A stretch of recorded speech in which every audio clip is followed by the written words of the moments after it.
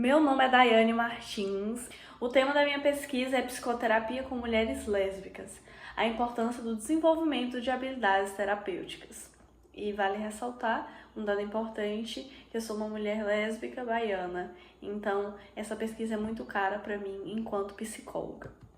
Inicialmente, na introdução da minha pesquisa, eu vou citar os conceitos de lesbofobia, que se refere à violência específica que afeta mulheres lésbicas, tendo um atravessamento tanto do gênero quanto da sexualidade, visto que, primeiro, a subjetividade dessas mulheres é impactada por serem mulheres em uma sociedade patriarcal, em que o homem é o centro do universo, o homem cis, e suas vivências, e também são impactadas por ter uma sexualidade dissidente, pois a heterossexualidade é compulsória, ou seja, tido como norma e natural, tudo que decide disso é patologizado, criminalizado, visto como antinatural, assim como vimos ao longo da nossa história, existe até hoje os impactos disso na nossa cultura.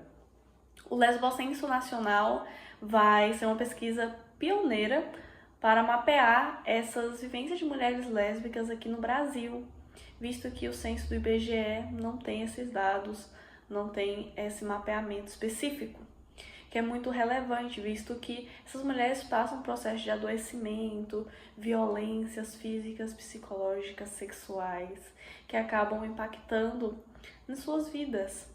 A lesbofobia também é apontada por Angélica Glória, algo que também ocorre na prática profissional clínica de psicólogos, psicoterapeutas, visto que não é possível que essas pessoas estejam isentas da cultura pela qual estão inseridas e do impacto e efeitos desta, podendo assim reproduzir microagressões ou violências veladas para com mulheres lésbicas. É muito importante ressaltar que cada letra da sigla LGBTQ+, passa por vivências muito particulares e muito diferentes. A vivência de uma mulher lésbica, por exemplo, é muito diferente da vivência de um homem gay. Vale ressaltar também que outros atravessamentos são relevantes nos processos de construção do self, como raça, classe social, condição socioeconômica, entre vários outros.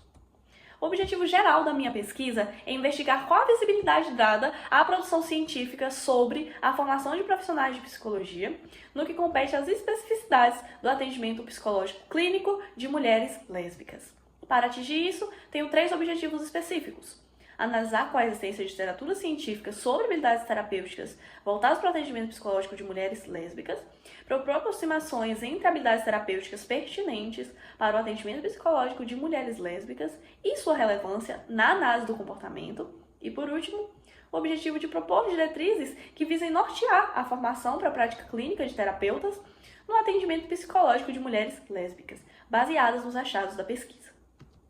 O método utilizado na minha pesquisa foi o exploratório, que é convencional quando se tem pouca visibilidade, pouca produção científica em torno de um tema, como é o caso da psicoterapia voltada para mulheres lésbicas. Para isso, eu utilizei a revisão sistemática e a análise de conteúdo para os dados. As palavras-chave usadas em uma primeira pesquisa que eu fiz foram habilidades terapêuticas, lésbicas e psicologia, em que eu encontrei 428 resultados. Por conta da inespecificidade destes dados, fiz uma nova pesquisa nas bases de dados selecionadas que farei a seguir, que foi a pesquisa com as palavras-chave: formação continuada, lésbicas e psicologia, a qual eu encontrei 2.170 resultados. As bases de dados em que fiz pesquisas foram diversas bases, porém a única em que encontrei resultados de fato foi o Google Acadêmico. E eu encontrei 14 materiais que foram selecionados após a triagem, levando em consideração os critérios de inclusão e exclusão da minha pesquisa. A partir disso, desenvolvi 2 capítulos para narrar os resultados encontrados: habilidades terapêuticas na graduação em psicologia sobre diversidade sexual e de gênero, e habilidades terapêuticas na prática profissional de psicologia sobre diversidade sexual e de gênero. As instâncias de graduação e atuação profissional são indissociáveis. A divisão em capítulos foi meramente ilustrativa, para representar as pesquisas que foram feitas a nível antes e pós-graduação no curso de psicologia.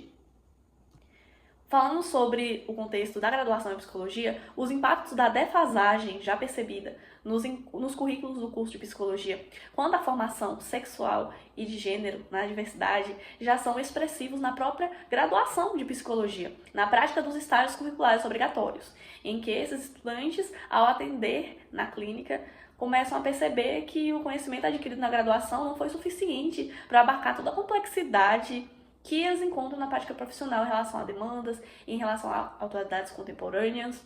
E se percebe que na graduação, como apontam os autores nas suas pesquisas, se focou muito na questão de patologias, como a disfunção sexual. E também se trouxe várias metodologias, várias referências bibliográficas extremamente ultrapassadas, que datam há mais de 20 décadas.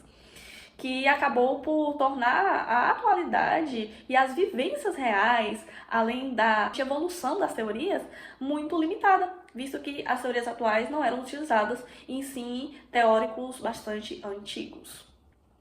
Já em relação à prática profissional em psicologia, os autores reforçam que o preconceito e o estigma são os grandes vilões para o campo da psicologia clínica em relação à diversidade sexual e de gênero. E podem sim contribuir para a fuga, esquiva ou até mesmo evasão do processo terapêutico por parte de clientes. O estresse de minoria é um fenômeno destacado para tentar mitigar esses efeitos, como coloca a pesquisa de Catelan e Leite, imprescindível na formação clínica de psicólogos e psicólogas. O estresse de minoria se refere a estressores específicos que uma minoria social faz parte. Nesse caso, minorias sexuais e de gênero. Minoria não é um termo referente a quantitativo, número de pessoas LGBTQ+, no mundo, e sim a dificuldades de acessos, privação e baixo repertório a qual minorias são expostas. Situações e vivências como sair do armário, revelar sua sexualidade para diferentes pessoas em diferentes contextos, não são experienciadas por pessoas heterossexuais, por exemplo, e se caracteriza como um estressor específico de minoria. Competências multiculturais são apontadas também como estratégias para evitar o preconceito e o estigma, visto que assim se conecta com a cultura pela qual as minorias sexuais de gênero vivem, suas práticas, seus gostos, seu lazer e diversas outras vivências que fazem dessas comunidades tão particulares, nesse caso de mulheres lésbicas. Entrar em contato com isso na formação. Características pessoais também de terapeutas, por exemplo, psicoterapeutas que pertencem à comunidade LGBT+, foram apontados como tendo mais sensibilidade a essas variáveis multiculturais, visto que muitas delas vivenciavam também isso em suas vidas privadas. Porém, isso não anula o fato de ser necessária a formação específica para o atendimento à população LGBT+. Perspectivas promissoras são apontadas como as pesquisas encontradas por Neves, Mussi e Malherbe, Gallo e Fasano, em que os autores falam sobre perspectivas para a prática profissional, visando produzir práticas afirmativas para psicólogos e psicólogas não reproduzirem preconceitos, estigma, microagressões e violências, fatores os quais devem estar atentos ao atender a população LGBTQ+. E as considerações finais é que os objetivos da minha pesquisa foram parcialmente contemplados.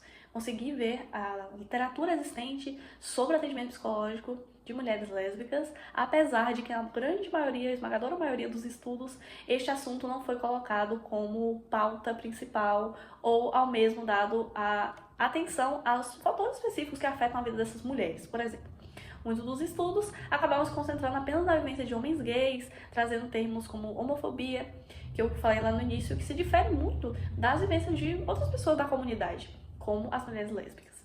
E também estes conteúdos focam na comunidade LGBT ainda em geral, não apontando para os atravessamentos e as especificidades que cada público passa. Então, não se pôde, a partir disso, criar novas estratégias para começar a pensar habilidades terapêuticas específicas para o atendimento dessa população, visto a inexpressividade dos resultados. Majoritariamente, as buscas foram de base teórica da TCC, Terapia Cognitivo-Comportamental, e da AC, Análise do Comportamento. Então, a teoria usada na maioria dos estudos foram destas duas abordagens. Houve uma limitação das bases de busca, então o mesmo termo pesquisado em outra base foi encontrado no Google Acadêmico como pertencente àquela base, porém na própria base a pesquisa em relação àquele termo não aparece resultado nenhum. Então houve uma limitação e também apenas no Google Acadêmico encontrei materiais, foram apenas 14 resultados encontrados, o que não são quantitativamente e qualitativamente necessários para se compreender toda a vivência, toda a complexidade de fato de mulheres lésbicas e de psicoterapeutas atendendo esta população. A sugestão de espaço de formação continuada, para que psicoterapeutas treinem realmente na graduação como um todo, pós, inclusive, formação profissional de curso, habilidades para se aproximar dessas competências multiculturais necessárias para o atendimento a essa população.